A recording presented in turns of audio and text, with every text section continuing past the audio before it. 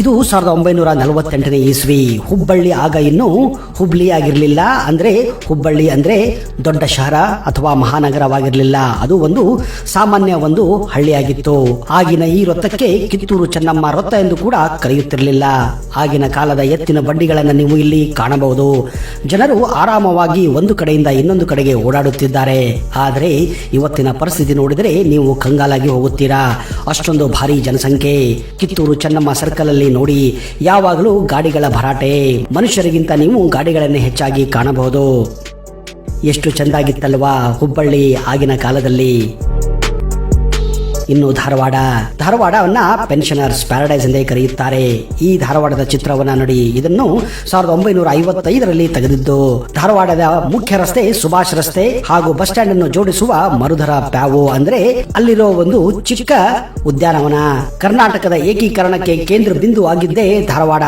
ಅಲ್ಲಿ ಯಾವಾಗಲೂ ಎಲ್ಲ ರೀತಿಯ ಹೋರಾಟಗಳು, ಕನ್ನಡ ಪರ ಹೋರಾಟಗಳು ನಡೆಯುತ್ತಿದ್ದವು. ಇದಕ್ಕೆ ಕಾರಣ ಧಾರವಾಡ ಸಾಂಸ್ಕೃತಿಕ ರಾಜಧಾನಿ.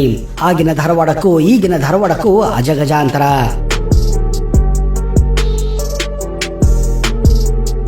ನಿಮಗೆಲ್ಲ ಗೊತ್ತಿರುವ ಹಾಗೆ ಭಾರತದ ಪ್ರಧಾನಮಂತ್ರಿ ಸನ್ಮಾನ್ಯ ನರೇಂದ್ರ ಮೋದಿ ಅವರು ವಿಶ್ವದ ಅತಿ ಉದ್ದದ ಪ್ಲಾಟ್ಫಾರ್ಮ್ ಅನ್ನ ಹುಬ್ಬಳ್ಳಿಯಲ್ಲಿ ಉದ್ಘಾಟಿಸಿದರು.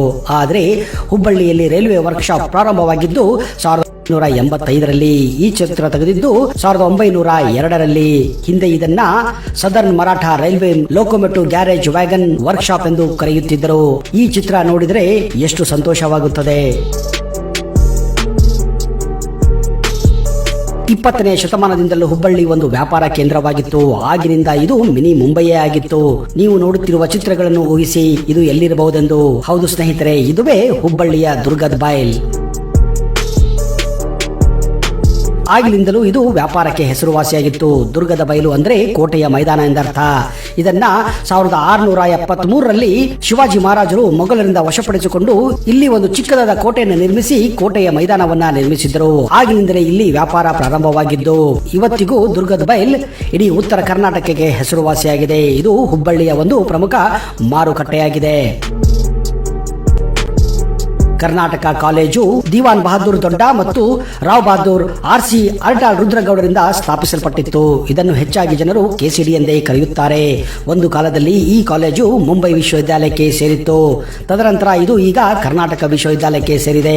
ಇದು ಉತ್ತರ ಕರ್ನಾಟಕದ ಹಲವಾರು ಮಹಾನ್ ವ್ಯಕ್ತಿಗಳು ಓದಿರುವಂತಹ ಜಾಗವಾಗಿದೆ.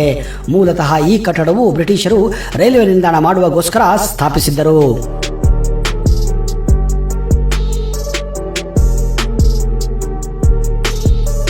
ಇದು 1923ರಲ್ಲಿ ಧಾರವಾಡದ ಜೈಲಿನ ಚಿತ್ರೀಕರಣವಾಗಿದೆ.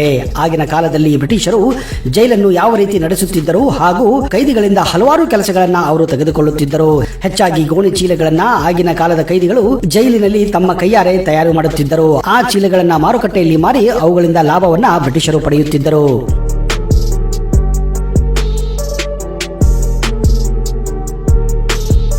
ಈ ಚಿತ್ರ 1917ರಲ್ಲಿ ತೆಗೆದಿದ್ದು. ಇದು ಧಾರವಾಡ ಕಲೆಕ್ಟರ್ ಇರುವಂತಹ ಬಂಗಲೆಯ ಚಿತ್ರಣ.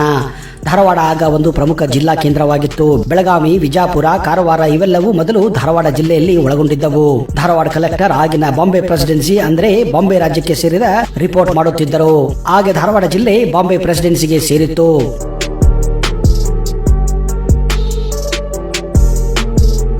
ಈ ಚಿತ್ರ 1939ರಲ್ಲಿ ತೆಗೆದಂತಹ ಚಿತ್ರವಾಗಿದೆ.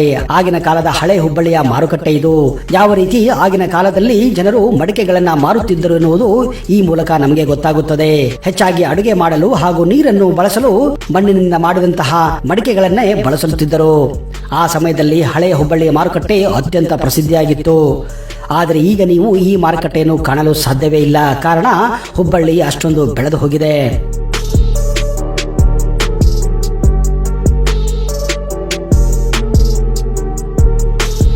ಇದು ಧಾರವಾಡದ ಬಾಸಲ್ ಮಿಷನ್ ಹೈಸ್ಕೂಲು.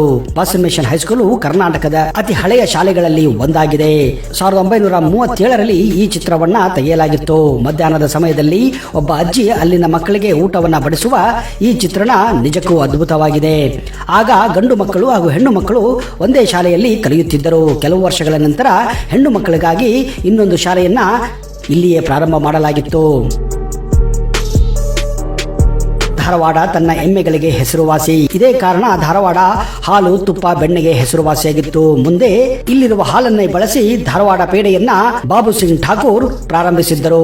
ಈ ಚಿತ್ರವನ್ನ ನೋಡಿ. ಇದು 1921ರಲ್ಲಿ ತೆಗೆದಂತಹ ಚಿತ್ರವಾಗಿದೆ. ಈಗಿರುವ ಧಾರವಾಡ ಸೂಪರ್ ಮಾರ್ಕೆಟ್ ಹೇಗಿತ್ತು ಎನ್ನುವುದನ್ನ ನೀವು ಈ ಚಿತ್ರದ ಮೂಲಕ ನೋಡಬಹುದು.